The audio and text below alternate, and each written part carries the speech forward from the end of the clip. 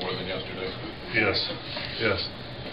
The meeting that we had this morning was actually a good meeting, and got us to all believe that we were all on the same page and all working in the same direction, which is great. But unfortunately, these came in this afternoon, and when they did, this is a disappointment. Yes. Any information on anybody that's been sick already or gotten? We have no confirmed cases, to the best of my knowledge. And do you know exactly what caused this yet? No, as I was saying, we're assuming. You didn't know where. I didn't know. Well, we're assuming it was at the High Street tank because that's the first place that we had any problems. But after looking at the tank today and all, there's no concrete evidence yet. But we're not done investigating that. But it looked clean. High Street. Yes, it did. Yeah. So where does the focus go now? It'll still be on the tank. They're just looking at some other options right now. Where are the other two positive samples you got back today, besides the 3 on Edgewater Drive? One was in the area of the tank itself. Off the top of my head, I don't remember the other one. Ask another question, I'll get back to it. But these ones seem to be more what we call phantoms. They'll show up out of the blue with a low coliform count, and then when we go back out the following day and do the resampling up and down, they're fine. Can you talk a little bit about the range of counts that you're seeing? For the most part, they all seem to hover around 1, 2, and 3. We've had 110 count per 100 milliliter samples. Okay. Only up to 10 colony forming units per 100 ml. That's what's been averaging. Okay. Pretty low. Any other questions, concerns? In the handout, it said that there was some laboratory data had shown that a certain level of chlorine would disinfect the water. And is that based on testing of the actual organisms that you found, or is that data that comes from the literature for those types of organisms?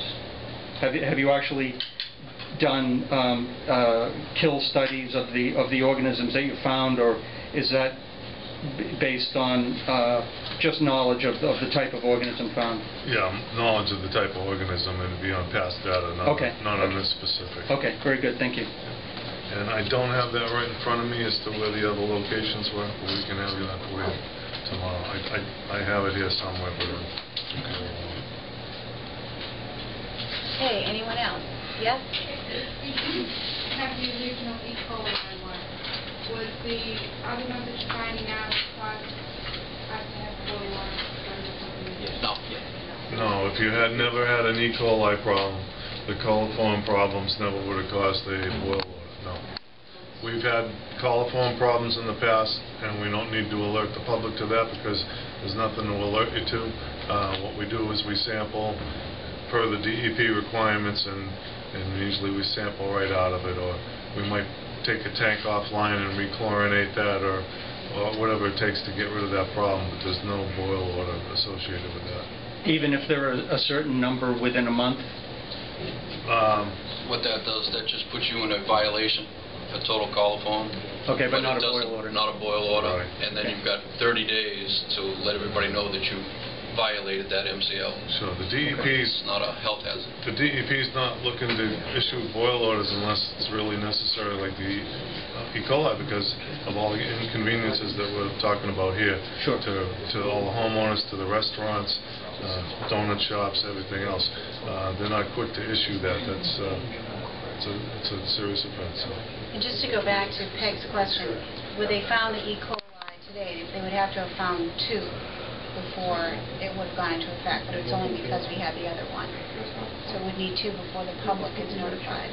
How often do you test? What led to this point? Like, how often do you test? Is it a weekly test that you do that you found? Twice a month. The routine bacteria are twice a month.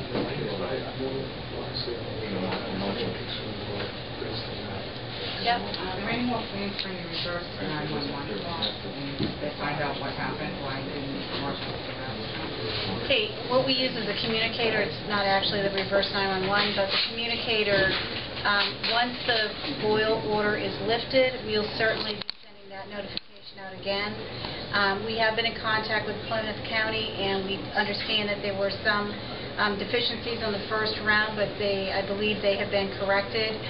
We had power outages, we had lots of things going on that first night, but since then there have been several that have gone out. People who were not contacted for whatever reason have contacted the Selectman's office, and we've been compiling a list. So when we, hopefully, if they're able to get that up to date, it depends on their time frame, not ours. So you don't plan one for this weekend? No, the next one we plan will be when the order is lifted. And that has to be after 3 straight clean days, is that right?